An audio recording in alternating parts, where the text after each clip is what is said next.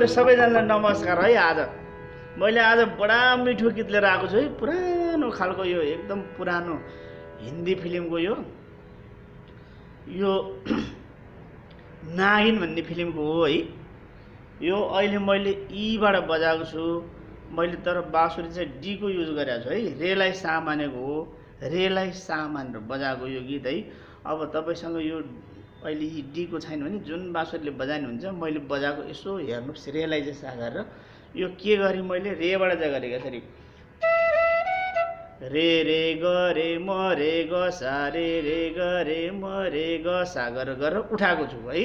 यो यसो हेर्नुहोस् तपाईँ, अलिअलि चाहिँ सरगम आउँछ तपाईँलाई, सारेगम पदनिसाको चाहिँ अलिकति चाहिँ नलेज छ भने चाहिँ यो गीत बजाउन सक्नुहुन्छ है।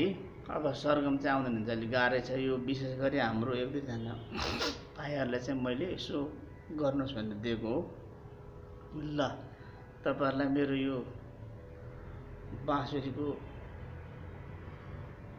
शिक्षाले चाहिँ तपाईँहरूको उत्तर प्रगति होस्, मेरो यही कामना छ। ल तपाईँहरू सबैजनालाई है त राम्रोसँग गर्नुहोस् है, नबुझेको कुरा पछि फेरि सोध्नु होला है त। ल धन्यवाद।